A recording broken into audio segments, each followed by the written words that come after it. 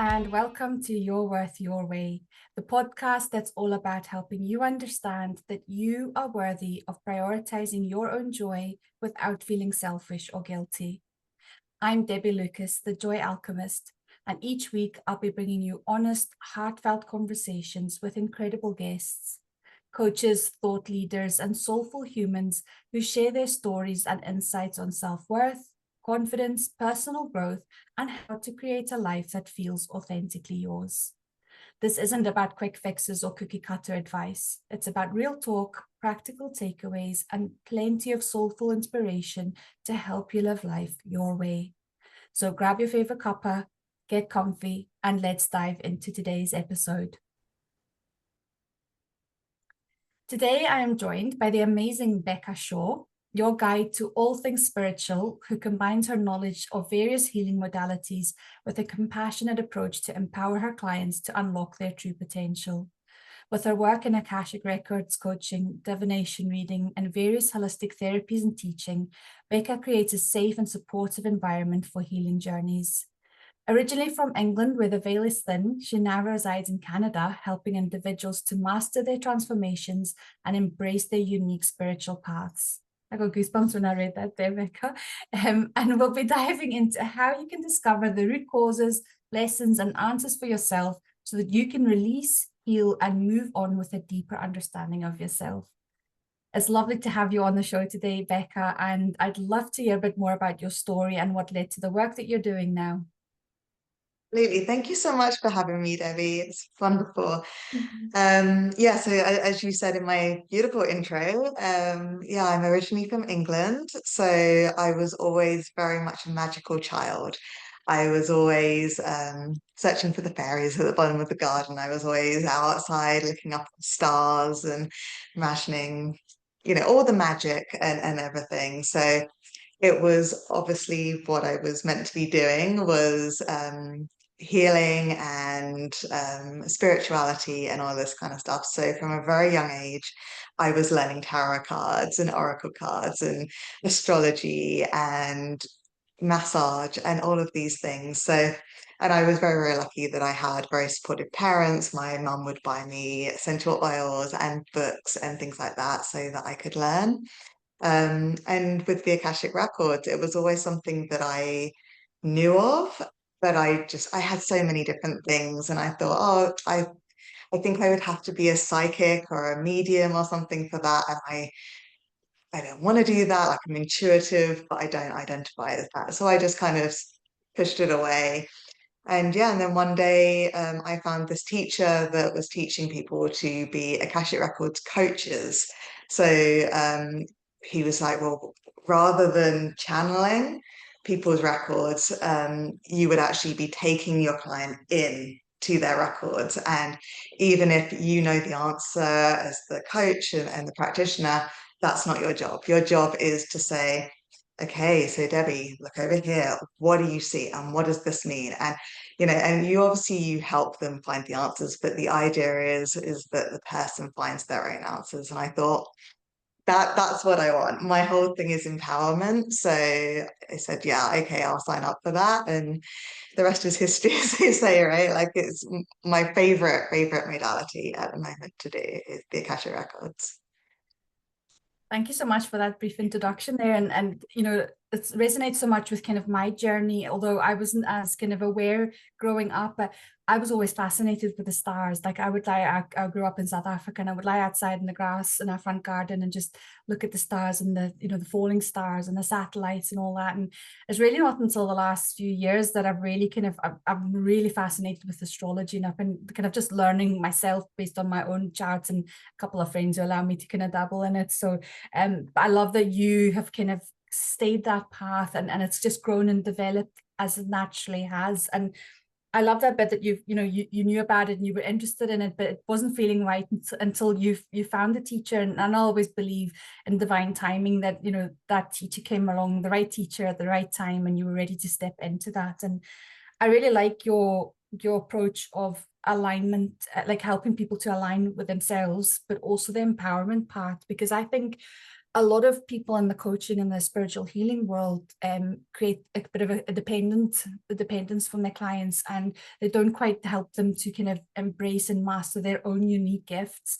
And that's very similar to the approach that I take. Like I'm very much like, I'm not here to coach or teach you. I'm merely just reflecting back to you what I see and what I sense, and I've been developing my intuition in my own sessions. So I love that approach, and I love how you kind of support your clients through that as well. So I know a little bit about Akashic Records. I've had a very brief introduction. Somebody was doing training and was looking for kind of, people just to test out on. So I've had a brief interaction with it, but I'd love for you to tell me a little bit more, and my audience who don't know what Akashic Records are, what are they, and how can people use them with guidance from coaches to understand themselves better? Yeah, so the Akashic Records is fascinating. So think of it like everyone has their very own energetic library, Mm, and everyone in this day and age has access to their library. It didn't used to be that way, but everyone alive right now has access to their Akashic Records. In your Akashic Records are, we say books or documents or whatever, but obviously, yeah, energetic ones, yeah. with all the things that you've ever done, all the things that you could ever do. This includes past lives, future selves, everything. And your guides are up there. And you have Akashic Records guides, but it's also your spirit guides, your guardian angels, um, the deities and beings that pop in and help out, whenever they can, and they're all there, and your ancestors. So you have access to this huge team, and you can go up and ask anything, really mundane stuff or really spiritual stuff. You don't have to have any kind of religious belief or any belief at all.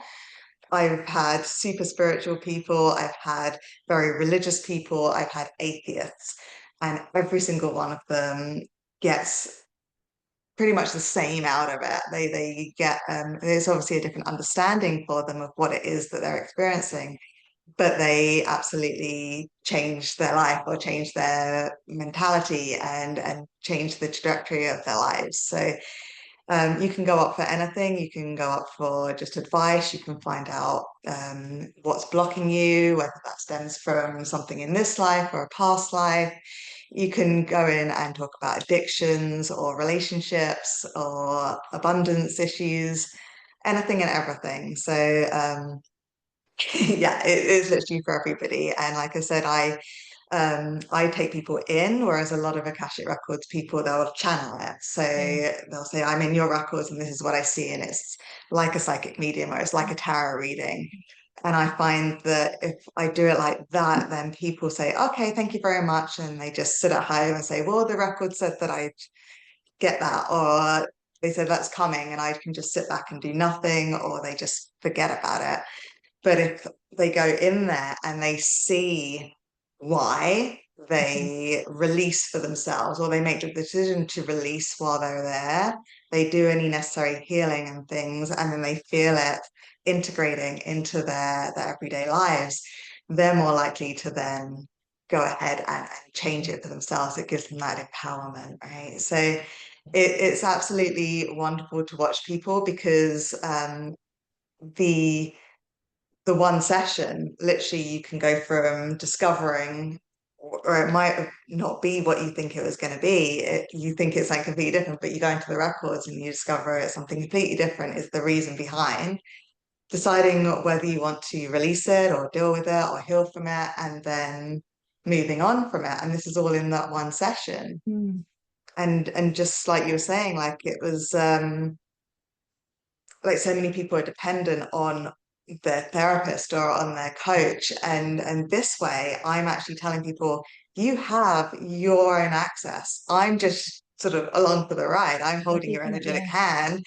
I'm helping you just get used to the energy, make sure that you're seeing and hearing and comprehending. But really, even after the first session with me, they are very welcome to then go into their own records for themselves. And like they don't need me, they don't need someone external. And the way that I explain it to most people is, how do you like to meditate? Mm. Do you like to do it by yourself? Do you like to do it in a group? Do you like to listen to an online guided meditation, or do you like a teacher to be standing there and saying, do this, do that, and walk you through it?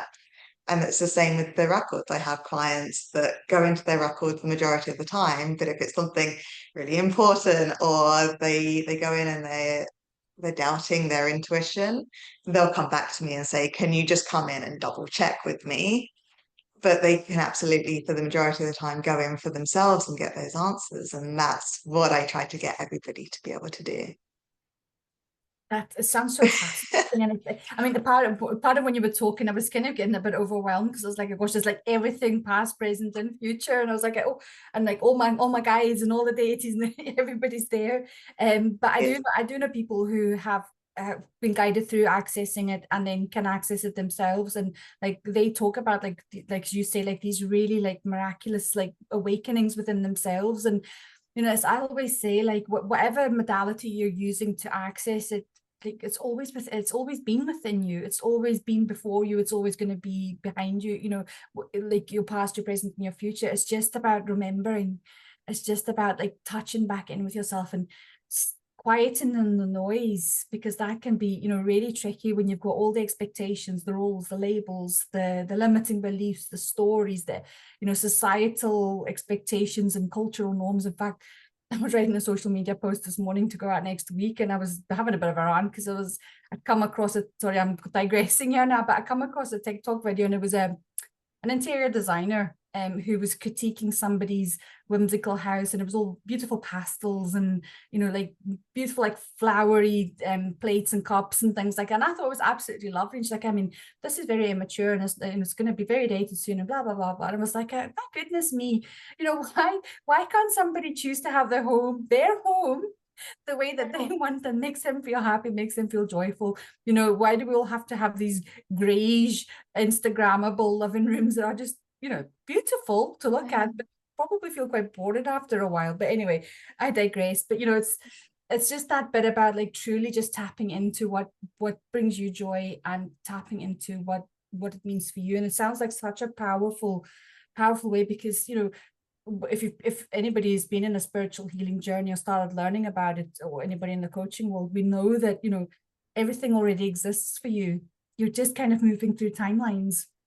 And that's, I Yeah. suppose, kind of part of what the Akashic Records are, your timelines. And you get to Yeah. see it all.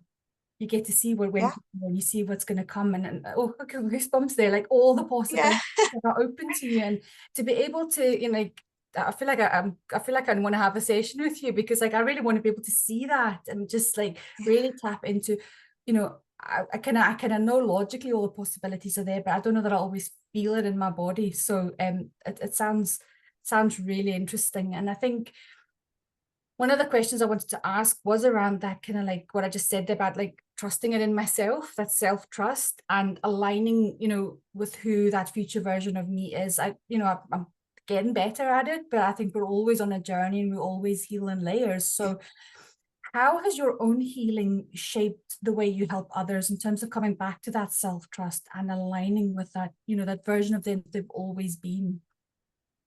Yeah, so I was in an extremely bad relationship for 10 years. And I hate using the word narcissist, but it has Mm-hmm. been said about him from many different people. So it's obviously that is actually what it was.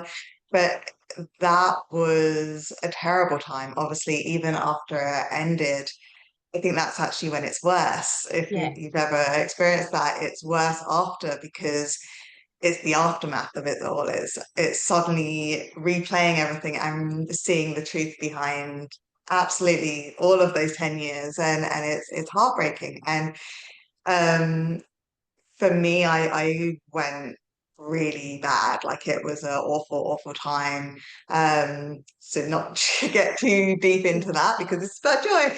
But the point of saying all of this is I suddenly realized pretty much just like a year ago, really, that I had always been telling people about, you need to do self-love things. You need to do things for your self-worth. You need to do all the stuff. And I never did that for me. And I think that's a thing for healers in general, is we always give these great advice things, but we never do them. We don't do them for ourselves. We're always giving from a depleted cup and telling our clients, well, that's terrible that you do that. I can't believe you have to give when your cup is full. And when, yeah, and so I literally for the last year have been going through this whole self-love process, and it's a process because it's something that I've never felt worthy to do. And that seems ridiculous because I've never really been like I was never uber confident, but I was never like a wallflower and shy and all that stuff. So there was no rhyme or reason. And it was just like literally had to pull myself out of the aftermath of this decade of toxicity and it just wasn't working. And it was because of this whole self-worth and self-love stuff. So having to do all that and obviously the Akashic Records helped, but it was just simple things like I never drank water. I drank loads of coffee and I tell people waters and coffee, but I would never drink water. And now I'm probably not drinking enough still, Yeah. but I'm drinking so much more water. And it's just little things like that. And remembering to smile at myself in the mirror. If I'm in the bathroom, past the mirror, smile. And I forget to do that. But it's just these little things, or don't work all day, go outside, even if it's just for a second. Like the sky is blue and the sun's shining, just experience that. Just be in that moment, literally a moment. If that's all you have, just I'm here, right? And this is it's these simple things, and it's grand things too, and it's a lot of you know, sort of memories will shoot up now and then, and there'll be like a trauma response to that. But those are getting a lot less after I started with the self-love stuff. And this is like again, something so that seems so trivial or so unimportant. Oh, I don't need to love myself. That's just silly. That's being vain. That's ego driven. Not at all. It's so necessary because we are ourselves. We are our soul. We are our body, at least for this lifetime. And it's all here for us to experience and to learn. The good and the bad is all stuff that we have decided beforehand that we want to experience because our soul wants to see how we react to that. Yeah. And yeah, like after this bad relationship, my soul wanted to know, well, are you going to go into a pit of depression and just give up, or are you going to pull yourself out of it? And how are you going to pull yourself out of it? What are you going to do? How are you going to learn from this? And yeah, it's all a bit strange that we would want to put ourselves through things, but it's all to see how we'll react to it. And the better we react to it, the more we evolve as a soul and don't have to repeat those lessons. Yeah.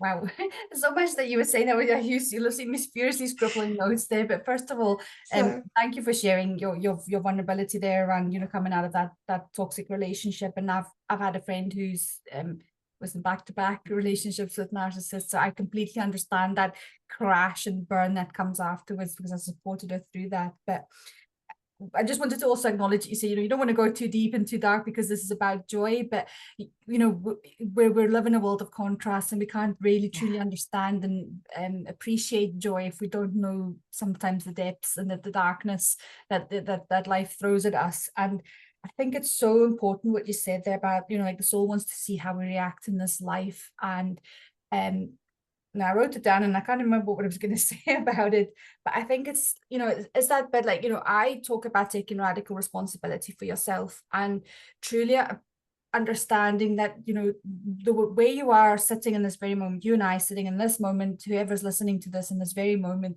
is as a result of every single decision that you have made in life and how you've reacted and responded to things that life has thrown to you. Because, one of the most powerful healing moments for me was realizing that nobody can make me feel a certain way. So blaming my reaction on somebody else's actions was not healthy. And now as I understand it is like, well, why is this triggering it in me? And a big one for me, for example, was I used to suffer from road rage. And it was like when people in big flashy cars would cut me off on the motorway, and it was because I felt invisible. That's what angered me. It wasn't the person cutting me off.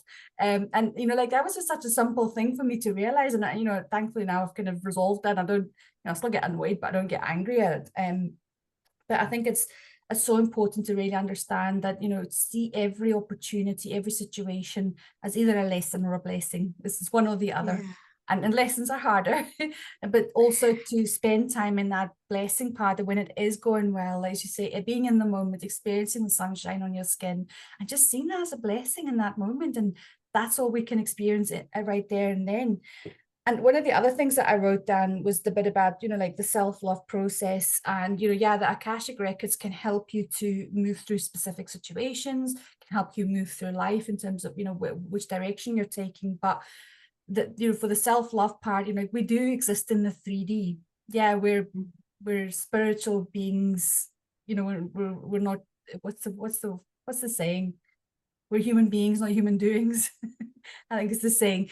But we're spiritual beings having a human experience. That's the one I was trying to get to. So yeah, we exist in a 3D. We're flesh and bones and we're blood, and yeah, we're all energy. But we're physical matter as well. So that self-love process is so important. Like, you need to physically take care of your body. You need to nourish it. You need to hydrate it. And if you're not doing that, then you are going to become unwell.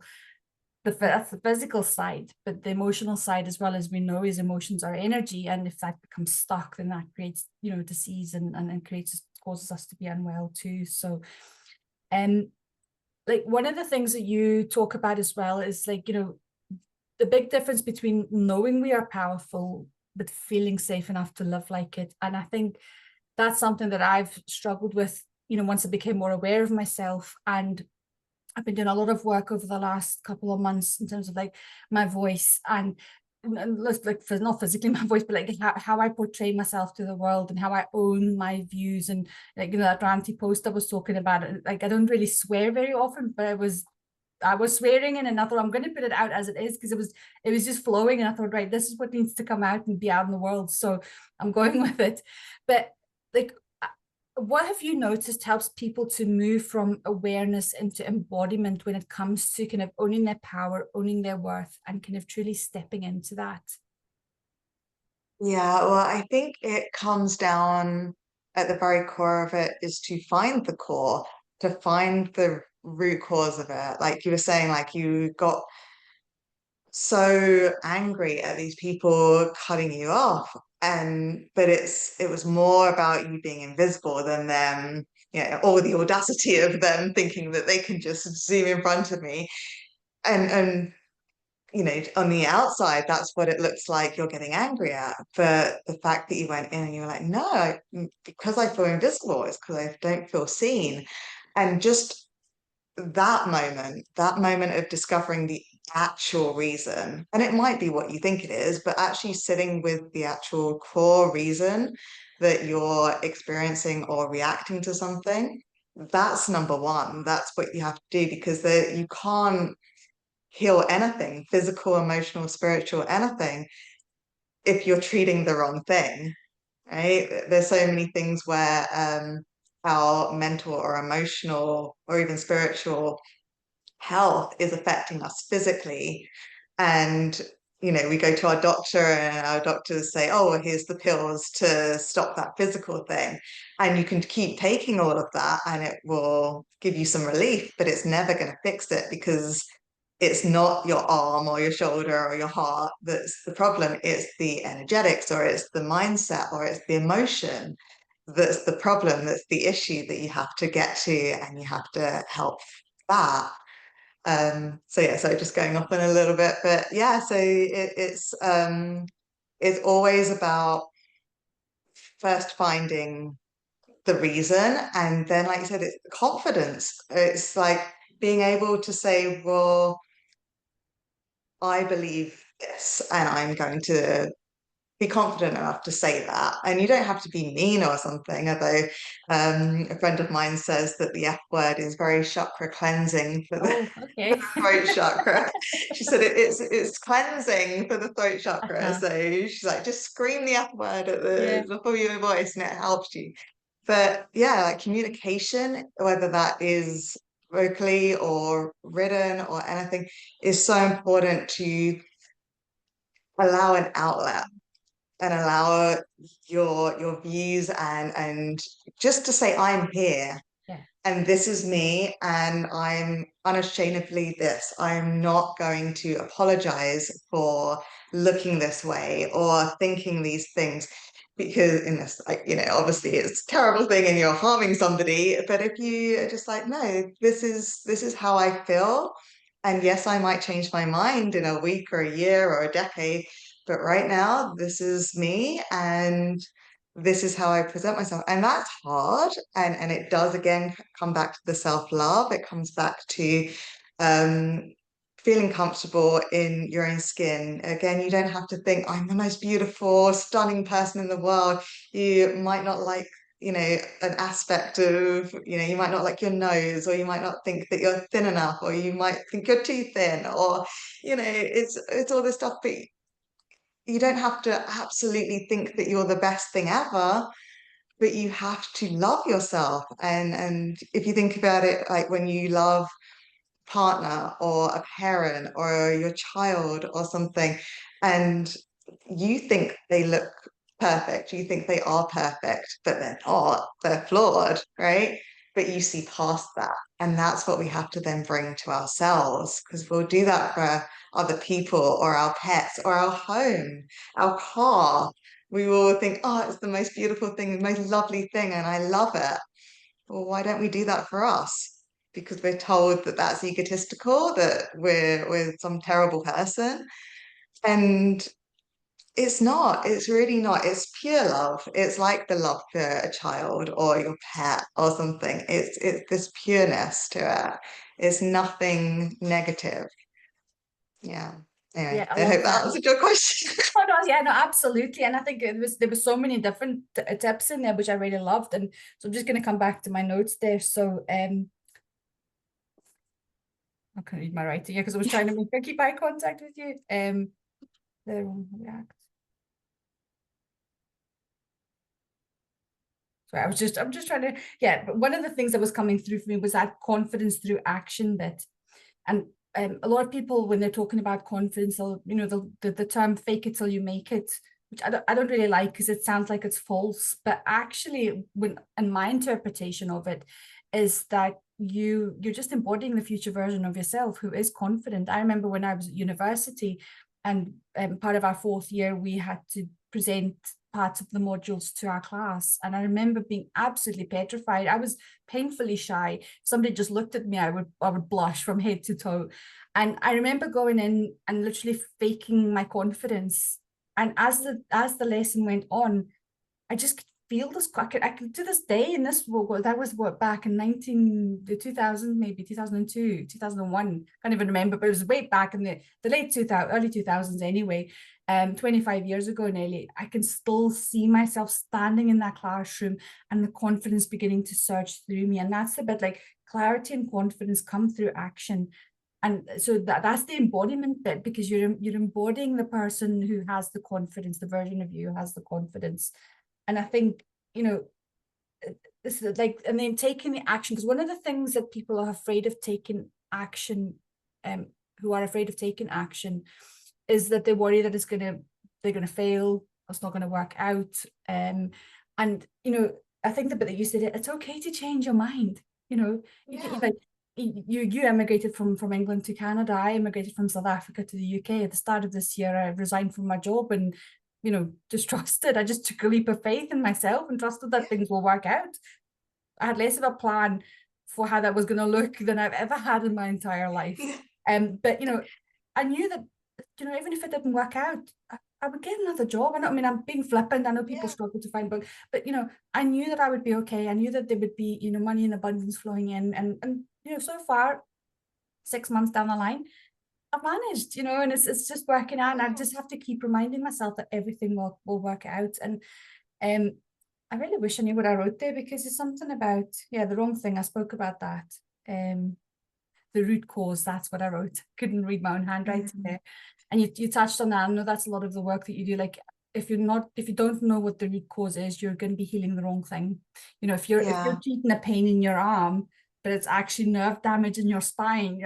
I don't know if that's Yeah. anatomically correct, but you could just, it's like sticking a plaster over something that's it's never going to heal it. And I think that's, for me, like, what I understand from what you've said about the Akashic Records, that's what's so helpful about them, is because you can see the past lives, you can see, your own life, that you're kind of, I can never say the word, your trajectory in your own life, about like certain Yes. moments and points where a belief was instilled in you, and you can then kind of, like, I've done NLP, and I can do timeline therapy, and that's what we do. We go back to that first moment.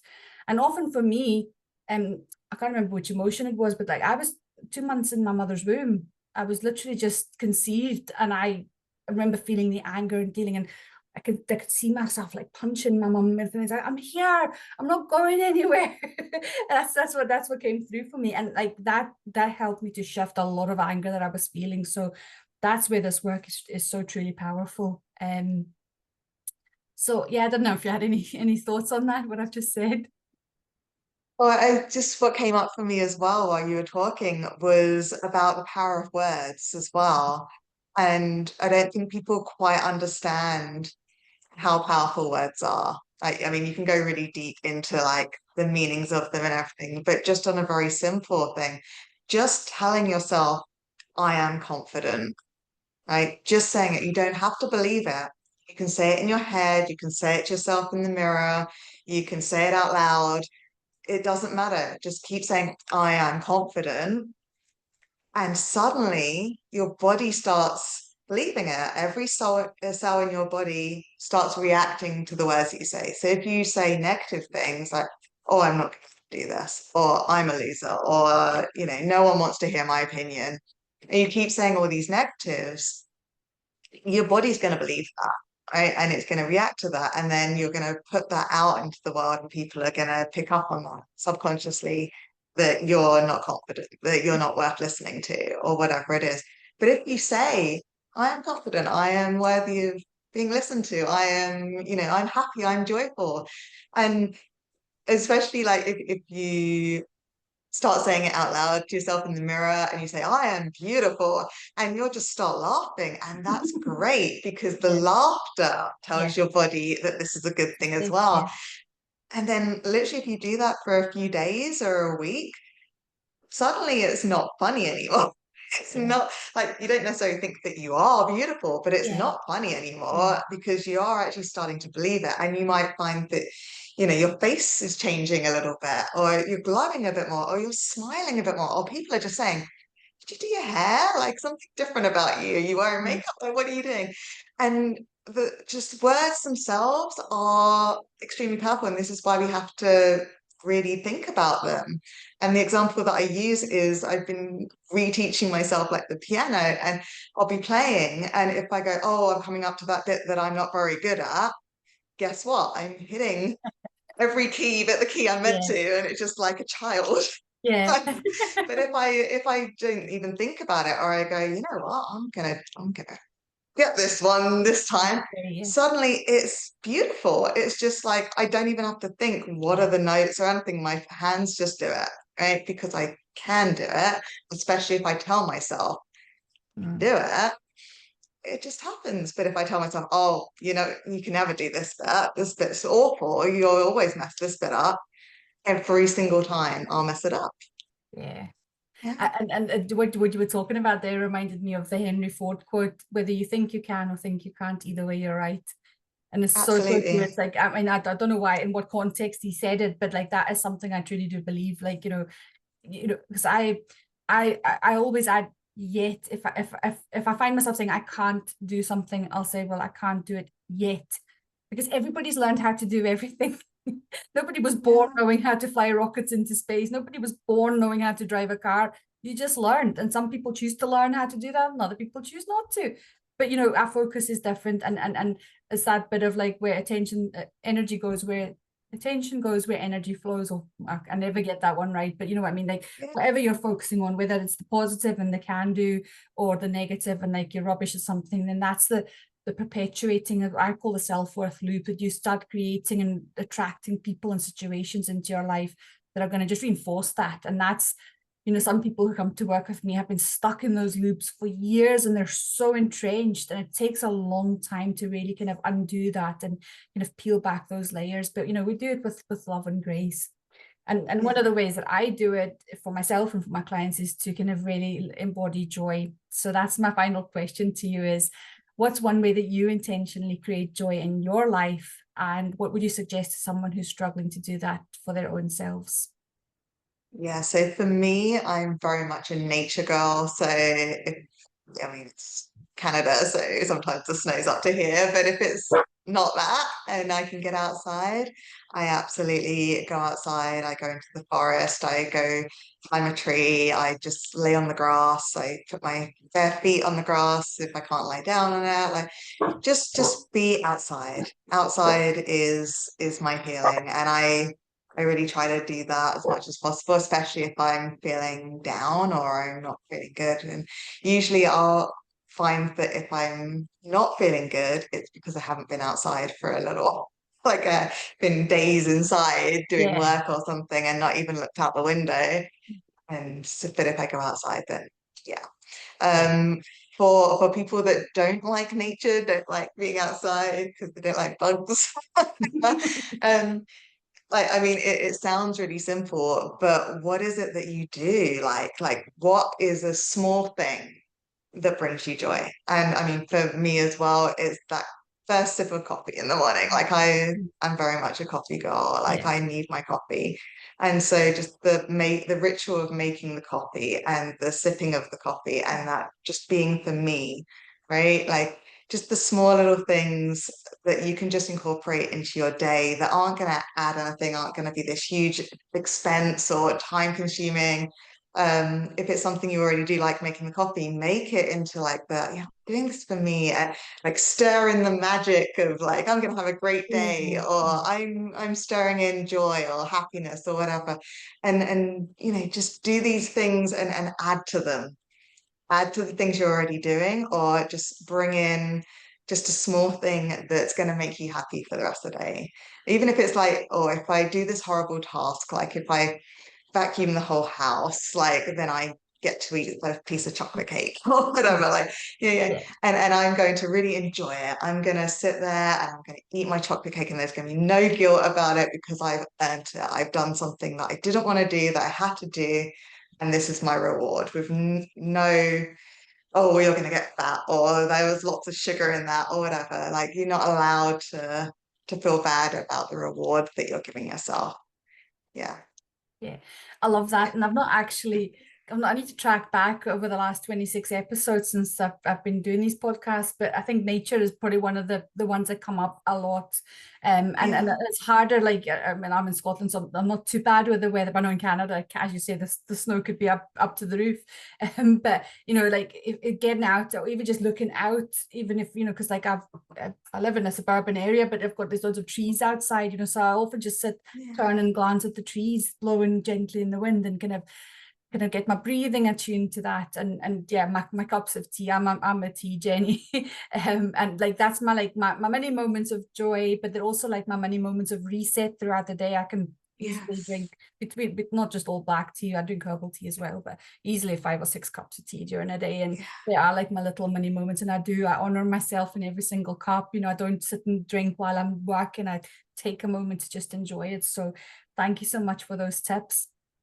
Um, Absolutely. and yeah, it's been a wonderful conversation. As always, I could go on forever and ever. And one thing that really stood out that you spoke about earlier, there were so many, was you know, like just this small tip that you gave at the start was like just smile at yourself when you're walking past the mirror. Like Yeah. it's such a simple thing to do, but like, you know, I know, even just as I'm saying this again, I've reminded myself, like, you know, if you're doing your skincare routine or you're doing your hair, I don't actually make eye contact with myself because I'm too busy looking at my hair or, looking at where I'm putting the moisturizer on, and like actually stopping. And that's an uncomfortable thing when you start doing that, but Yes. actually making eye contact with yourself, even if you can't bring yourself to smile, but just start connecting with you again. Oh, goosebumps again.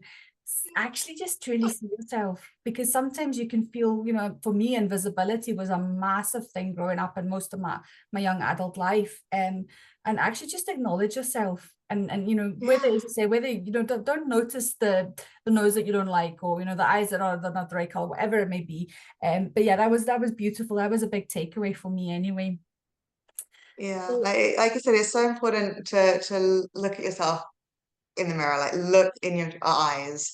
And if you can find something, anything at all, even if it's like a piece of jewelry that you're wearing, like just compliment yourself on it. Just say, oh, those earrings look great on you today, or whatever. And again, you're gonna feel really silly at first, but keep it up. Like not every time that you're in the bathroom or you pass a mirror or whatever, just once a day, just when you're brushing your teeth in the morning or at night or whenever, just and I mean that's even funnier, right? If you're doing it while yeah, you're brushing your teeth, you yeah, look great. Oh,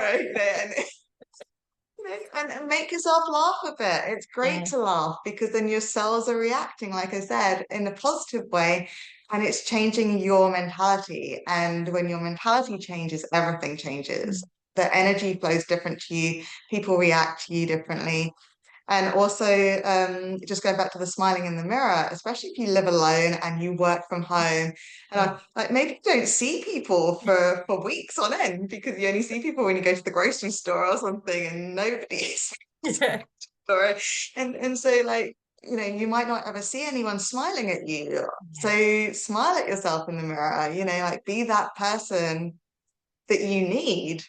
Be your own cheerleader. Amazing, amazing, amazing. Thank you so much. You're So I am welcome. sure that my listeners will want to find out more about you and what you do. So where do you hang out, and what's the best way that people can make contact with you? So on social media, I'm on Facebook and Instagram. I'm more active on Instagram, but Facebook is fine if you don't have that. And I have a website as well, which you'll have at the bottom Yes, there. Yeah, those are the best places. And then obviously the social media in the bio has like a link tree and it goes to free things, events, and LinkedIn and all of these other good things. So whichever medium people want to do, then it's all in those socials. brilliant. So yeah, please reach out to Becca if any of this has resonated with you as well. Thank you so much for coming on. It's been an amazing conversation, and I look forward to learning more from you as I follow you on social media and things as well, and keeping in touch. Yeah, this was so much fun. Thank you so much. You're welcome. Thank you so much for tuning into this episode of Your Worth Your Way. I know that you'll be walking away feeling inspired and ready to embrace your worth and prioritize your joy. If you love this episode, I'd be so grateful if you could leave a review or share it with someone who needs a little bit of encouragement today. And don't forget to hit that follow button so that you never miss another episode. And you can connect with me, find out more about the podcasts, my guests, and what I do at debbielucas.me/links. And if you don't already, follow me on your favorite social media platform. I'd love to hear your thoughts and continue the conversation there. And until next time, remember that you are worthy exactly as you are.